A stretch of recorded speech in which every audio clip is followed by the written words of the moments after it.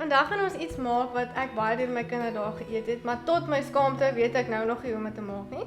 So vandag op diskussie gaan my pa vir ons wys hoe om boontjiebreedie te maak. Ons gaan begin deur eie te vat en ons gaan eie braai. 'n Bietjie botter en 'n bietjie olyfolie gooi ons net eers onder in die pot. Dan chop ons die eie. Ek onthou my ma het altyd vir my gesê, my kind, as jy nie weet wat se kos om te maak nie, braai 'n ei. Die res gebeur van self. As die eie effens glaserig begin raak, dan gooi ons die vleis by. Die vleis moet ook net so klein bietjie gebraai word, bietjie bruin gebraai word. Die geheim van enige breedie is regtig dat jy nie moet haastig wees nie. Ons gaan sommer nou al begin om die speserye in te sit. Ons vat so 4 kruienaaltjies en ons gooi dit in die pot. Saam met kruienaaltjies in 'n breedie is altyd 'n bietjie bruinasyn en kruienaaltjies. So 3 eetlepels omtrent as jy nou moet skat hoeveel bruinasyn jy wil bygooi. Ek vat sout. Die sout gooi jy nou maar net oor die vleis, net so na smaak. Die volgende ding wat ek bygooi is witpeper. Ek glo mense kook met witpeper. Swartpeper is amper meer na die einde toe as jy hom bietjie wil geur, dan gebruik jy swartpeper. Die witpeper veral in 'n groenboontjiebreedie, enige breedie, maar in 'n groenboontjiebreedie veral, werk die witpeper baie lekker. En dan gooi ons 'n groenteblokkie ook by. Dit het sommer 'n klomp ander speserye en lekker smake by. Ons gaan nou 'n klein bietjie water bygooi, net sodat hy nie brand nie, maar regtig, onthou hierso baie min water. Julle gaan later sien hoekom ek sê min water.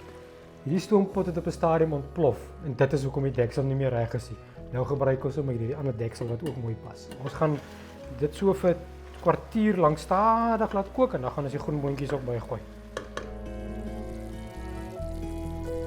Hy het nou seker so vir 20 minute na 'n halfuur toe gekook. Die klein bietjie water wat ek ingegooi het nou weggekook. So hy's nou op 'n punt waar die vleis begin braai binne in sy eie sousie. Net so ter wille van die lekkerte daarvan, sny ek sommer gou nog 'n ei in. Die tweede ei wat ek nou bysit, sommer so saam met die vleis, weet jy, die tweede keer braai die ei sommer so saam met hom. Die vleis begin eintlik so half glaserig raak van die sousie so goed wat rondom gesit wat getrou het, maar so effens 'n braai smaakie wat nou hier inkom. Dit is die geur wat op die einde van die dag deurkom na die breedie toe wat hom baie lekker gaan laat smaak. Hierdie is seker so 'n halwe kilogram groenboontjies omtrent wat ons nou bygooi. Dan roer ek die groenboontjies sommer net so bietjie tussen die vleis deur wat nou gebraai het. En nou is jou voorbereidingswerk vir nou is basies klaar. Bietjie watertjies, dat jy nou net nie verder want hy het nou was nou klaar gebraai. Jou vlammetjie omtrent so stadig as wat jy hom kan kry. So 'n halfuur nadat die groenboontjies in is, gooi die aardappels in. Ons gooi sit so 1 medium aardappel per persoon wat gaan saam eet in die breedie en dan kan jy nog 'n ekstra aardappel fyn sny wat so 'n bietjie gaan dik raak binne in die pot om 'n bietjie te bind.